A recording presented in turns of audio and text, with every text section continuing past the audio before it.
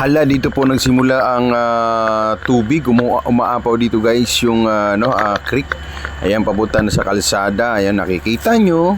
Grabe, malalim na itong bandang mga guys. Yung baha dito, no, nung makikita nyo pa sa gilid, umapaw talaga sa creek. Papunta dun sa pinaka-slope na kalsada. Kaya naipon yung tubig doon mga kababayan. Ayan o, tingnan natin. O, ayan o.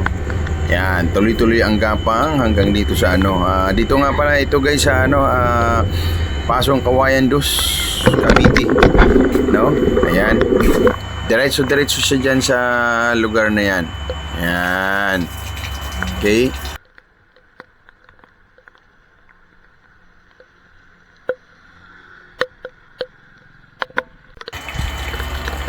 Ito na mga kababayan, naipon na yung tubig dito galing dun sa creek na umapaw.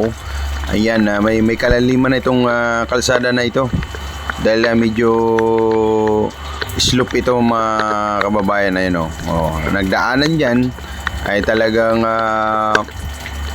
kung lalakas pang ulan talagang na yan, mahirapan na dumaan dyan yung mga sasakyan. Ngayon medyo mababaw pa, pero yan, kayang-kaya pa nila, di ba? Yun ang problema dyan. Kunting ulan lang ay talagang na kaagad, mabaha na agad.